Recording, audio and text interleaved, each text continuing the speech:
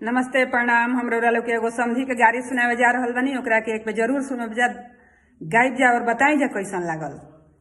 छपर प